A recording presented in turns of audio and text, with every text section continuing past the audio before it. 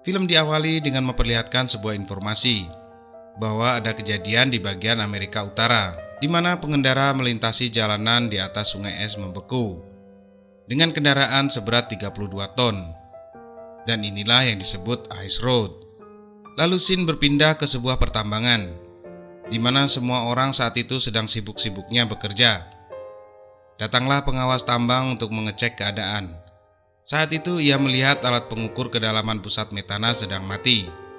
Ia memanggil seorang pekerja yang bernama Menkins dan menanyakan kepadanya. Namun Menkins malah menganggapnya candaan. Lalu kemudian, Everybody out! Everybody out! ternyata pengeboran yang mereka lakukan mengenai kantung metana.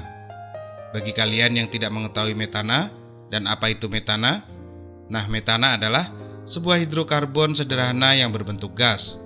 Gas metana ini merupakan komponen penting dalam bahan bakar untuk pembangkit listrik. Dan bukan hanya itu, gas metana juga digunakan untuk keperluan masak-memasak.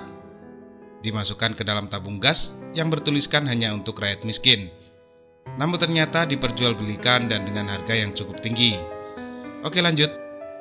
Lalu di scene berikutnya diperlihatkan seorang pria yang bernama McCann. Ketika sampai di sebuah bengkel di daerah Dakota, ia melihat adiknya yang bernama Gurti sedang dirundung oleh teman kerjanya. Me! For him, for them!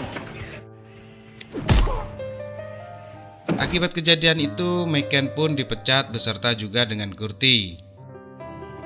We're fired. Lalu McCann membawa Gurti ke sebuah rumah sakit, di mana Gurti ini memiliki sebuah penyakit. Entah apa penyebabnya, kita akan mengetahuinya nanti. Lalu scene berpindah kepada seorang pria. Ia sedang menghubungi angkatan udara di Winnipeg yang menangani masalah emergensi.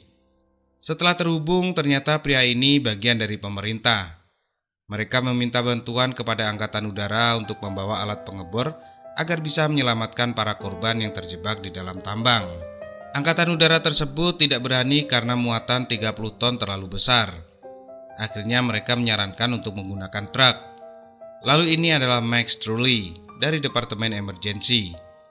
Ia sedang menemui seseorang yang bernama Mr. Jim. Jim ini adalah pemilik perusahaan truk. Max Truly menawarkan kepadanya agar mau untuk mengangkut alat pengeboran dengan menggunakan truknya. Namun setelah dipikir-pikir daripada nganggur, akhirnya Jim menerima tawaran tersebut. Dengan syarat Max Truly harus mendapatkan supir dan mekanik secepat mungkin. Hey, kid, come here. I can get drivers and a mechanic. Let's say 3 o'clock this afternoon. Kembali ke McCann, yang saat itu sedang menuju rumah sakit. Ia sedang mencari Gurti yang tidak ada di ruangannya. Setelah bertemu dengan Gurti, ternyata dokter ini bukannya melakukan rehabilitasi, malah melakukan malpraktek. McCann pun langsung membawa Gurti untuk pergi dari sana. Wait. Put this. Saat sedang mengisi bensin, sang adik menunjukkan sebuah brosur mobil truk, di mana dia sangat ingin memiliki mobil truk tersebut. McCann pun memarahi Gurti karena truk ini sangat mahal, sedangkan mereka saat ini hanyalah pengangguran. Lalu McCann mendapat sebuah email mengenai lowongan supir dan mekanik. McCann bersama Gurti pergi ke Winnipeg untuk melamar pekerjaan di sana. Ever been to Winnipeg, Gertie? News all day, every day. Toba's Katka mine this morning, killing 8 miners. Di sisi lain, Jim menebus seorang wanita di sebuah penjara. Ia bernama Tentu. Tentu ini memiliki seorang adik yang bekerja di pertambangan yang runtuh tadi. Ia bernama Cody. Dan Cody termasuk dalam salah satu korban yang hilang. Di sisi lainnya, ternyata di dalam tambang tersebut, sang pengawas dan pekerja lainnya berjumlah 26 orang berhasil selamat. Begitupun juga dengan Cody. Beberapa saat kemudian, McCann dan Gurti sampai di Winnipeg dan mengikuti wawancara. Ternyata Gurti ini adalah seorang veteran dan dulunya ditugaskan di Irak.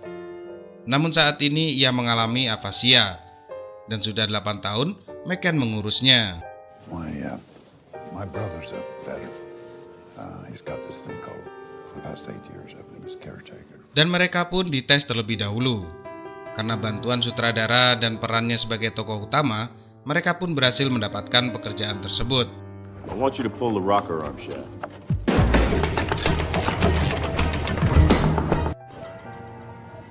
Send everybody else home. Kemudian Jim menjelaskan tugas kepada mereka. Mereka akan membawa 3 truk dan masing-masing membawa muatan 30 ton. Dan mereka akan diawasi oleh petugas asuransi yang bernama Varney. Sebelum berangkat, mereka harus menandatangani kontrak dengan gaji $200.000 untuk dibagi 4. Jika tidak ada yang selamat, maka ia tidak mendapat uang tersebut.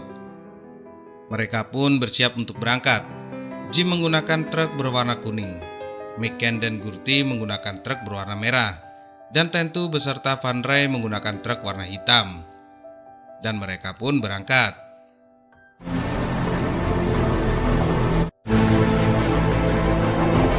Mereka akan melewati rintangan pertama, di mana mereka harus melewati jalan es di Danau Winnipeg. Dan rintangan yang kedua, mereka harus melewati Manitoba Pass.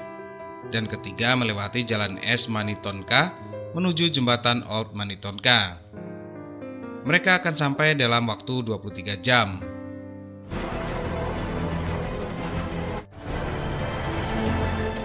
Saat malam hari di perjalanan, mereka membahas istilah pengiriman banteng.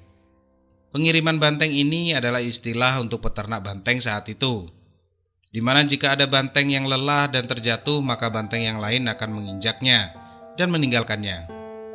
Nah, istilah inilah yang digunakan oleh para supir truk yang bekerja di wilayah Winnipeg. Singkat cerita, cerah pun tiba. Tentu curhat kepada Van Ray bahwa sebelumnya ia telah bekerja bersama Jim. Namun karena Jim memecatnya, akhirnya Tentu memukulnya dan berakhir di penjara. Sementara itu, Jim mengobrol dengan McCann dan Gurty. Mereka tampak senang dengan truk tersebut dan menamakan truk itu dengan triple truck. Truck. I like it. It's got a ring to it. Tak disangka dan tak diduga, terlihat jalan es sudah mulai agak retak. Dan truk yang ditumpangi Jim pun mogok.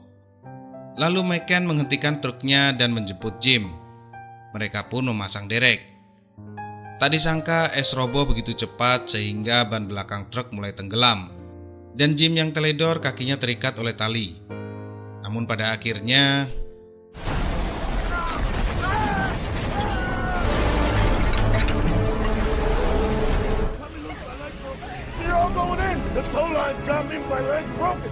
Jim pun harus tenggelam dan pergi dengan tenang ke alam sana bersama truknya. Lalu pecahan es semakin banyak dan mereka pun bergegas pergi dari sana sambil berpacu dengan waktu.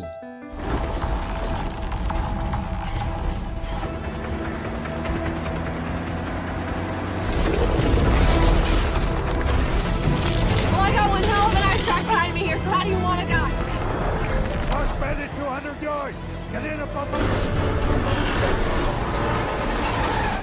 Setelah berjuang cukup lama, truk mereka pun akhirnya terguling. Beruntung atas arahan sutradara, esnya berhenti retak dan mereka pun selamat.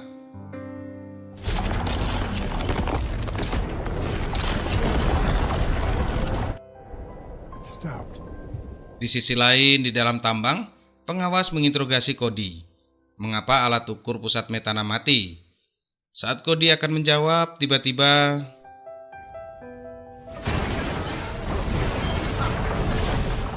kembali ke McCann. McCann memberitahu pusat bahwa Kenworth 1 sudah tenggelam. Lalu tibalah Varney di sana.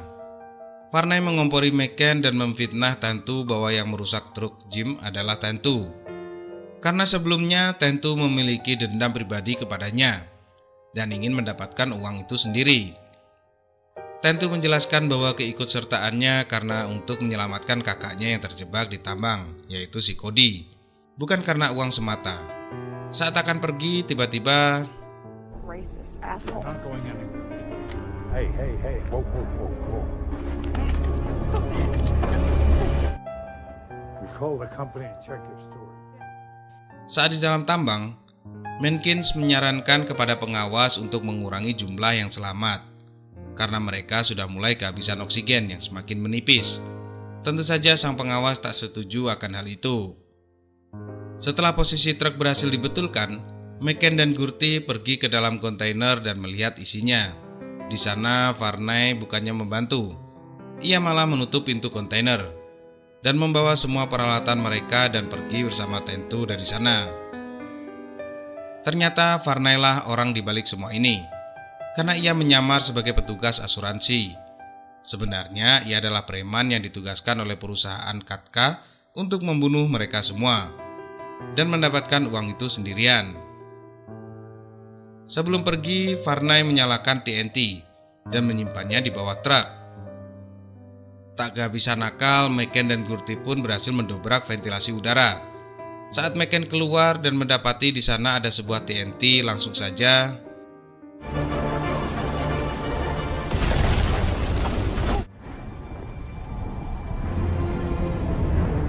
beruntung mereka pun berhasil selamat. Baru saja merayakannya, tiba-tiba ban depan truk mereka amblas. Lalu mereka pun bekerja sama untuk mengeluarkan truk itu dari sana saat badai tiba. Karena pekerjaan Gurty yang sangat lambat dan McCann mulai kedinginan, McCann memarahi Gurty dan menyalahkan Gurty karena akibat penyakitnya mereka dipecat. Saat penarikan dipercepat, truk berhasil keluar dari lubang. Namun tiba-tiba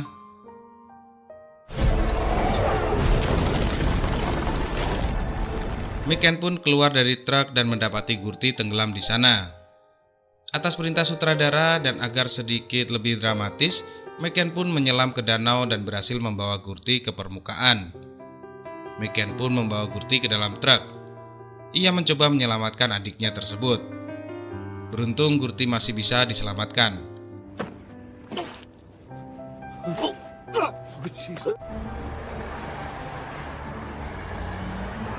Singkat cerita, Varney pun sudah tiba di sebuah pegunungan. Setibanya di sana, Varney bertemu dengan manajemen dari Katka. Manajemen tersebut memerintahkan Varney untuk menghancurkan mereka semua dengan meledakkan gunung salju, agar kejahatan mereka tak terungkap. Kembali ke dalam tambang, Mencken tetap pada pendiriannya untuk mengurangi jumlah orang di sana, dan memberitahukan kepada pengawas bahwa manajemen yang menyuruh mereka untuk mematikan sensor, dan meyakinkan para pegawai bahwa mereka tak akan mengenai kantung gas metana dan mereka diberi bonus $100 per bulan. Varney pun sudah tiba di kaki gunung dan bersiap mengamankan jalan. Varney memindahkan Tentu ke kursi pengemudi dan mengetes Tentu apakah masih pingsan atau sudah terbangun.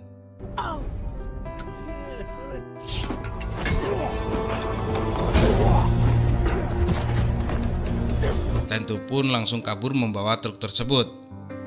Namun Varney berhasil mencopot selang bensin truk dan aksi kejar-kejaran pun tak terhindarkan.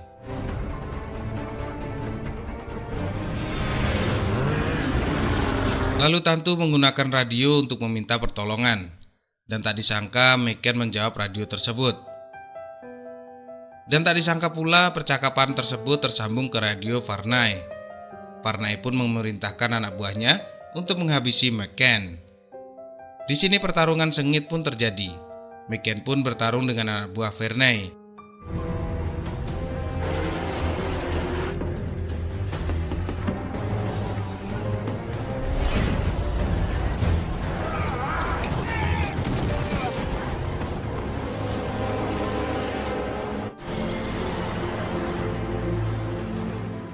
Singkat cerita, truk yang dikendarai Tentu kehabisan bensin.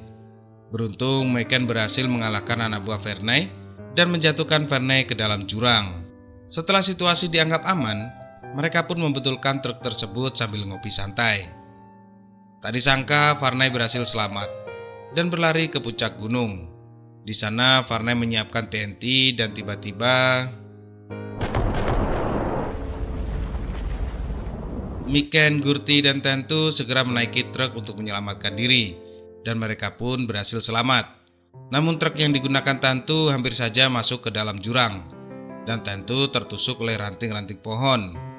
Akhirnya mereka pun memasang kontainernya ke dalam truk McCann. Varney turun dari atas gunung dan mengejar mereka menggunakan truk Tentu, dan aksi kejar-kejaran pun tak terhindarkan lagi. Setelah menemui jalan es kembali, Varney mencoba menyalip mereka. Namun McCann memilih loncat ke truk Varney dan menyerahkan kemudi ke Gertie.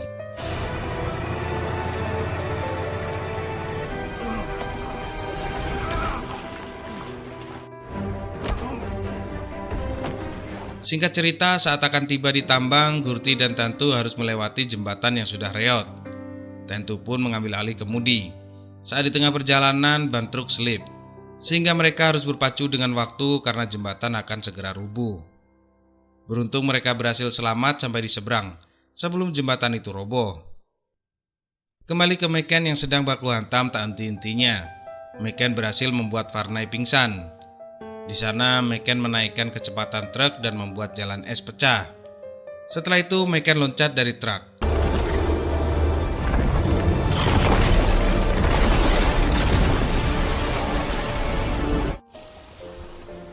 McCann pun segera berlari menaiki bukit menuju Gertie dan Tentu.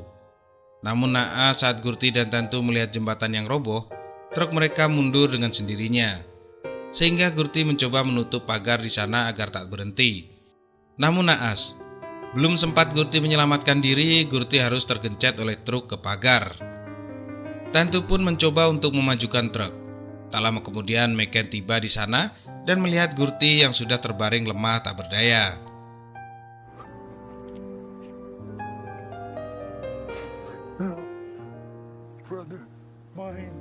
Di sisi lain, di pertambangan, wakil menteri negara tersebut tiba di sana untuk meminta penjelasan dari manajemen Katka.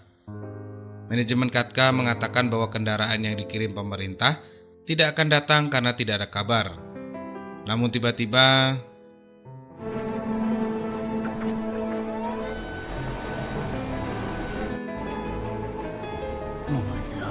para pegawai di sana pun langsung cepat tanggap dan langsung bergegas untuk menyelamatkan korban yang terjebak. Sementara itu, McCann membawa adiknya ke dalam pusat medis.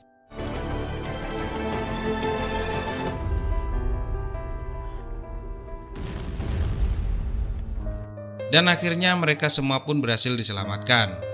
Tentu akhirnya bertemu dengan sang kakak yaitu Cody. Pengawas pun berbicara kepada wakil menteri. Setelah mendengar hal itu, wakil menteri berbicara kepada manajemen.